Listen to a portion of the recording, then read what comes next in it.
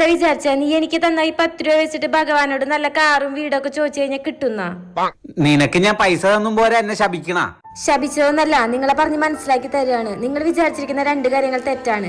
ഒന്നാമത്തെ കാര്യം, നിങ്ങൾ ആഗ്രഹിക്കുന്ന കാര്യങ്ങളെല്ലാം തരുന്നത് മുകളിൽ ഇരിക്കുന്ന ദൈവമെന്നാണ്. യഥാർത്ഥത്തിൽ ദൈവം മുകളിലല്ല ഇരിക്കുന്നത്, നിങ്ങളുടെ അരികിലാണ്. പിന്നെ രണ്ടാമത്തെ, ദാനം ചെയ്യുമ്പോൾ പോലും നിങ്ങൾ സ്വാർത്ഥതയാണ് കാണിക്കുന്നത്.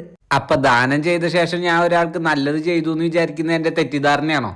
അതും നിന്റെ സ്വാർത്ഥതയാണ്. അപ്പൊ നീ എന്താ പറയണ? ഞാൻ തരുന്നൊന്നും മുകളിലുള്ള ആള് കാണണില്ലാന്നാണോ? എന്താ ചെയ്യുന്നേ? ഈ ദാനം ദക്ഷിണൊന്നും തരുന്ന കാണാൻ മുകളിൽ ദൈവം ഇല്ലെങ്കിൽ പിന്നെ ഞാൻ തന്നെ തരുന്ന്. 10 രൂപയ്ക്ക് ഞാൻ സിഗരറ്റ് വലിച്ചോളാം. ആകാശത്ത് ദൈവം ഇല്ലാന്നാ ഞാൻ പറഞ്ഞേ, പക്ഷെ നിന്റെ അരികിലുണ്ട്. അയ്യോ ദൈവമേ, തെറ്റുപറ്റിപ്പോയി. ദൈവമേ തെറ്റുപറ്റിപ്പോയി.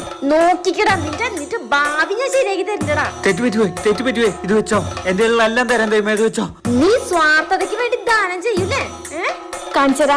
നീ തീർന്നടാ മോനെ, നീ തീർന്നു.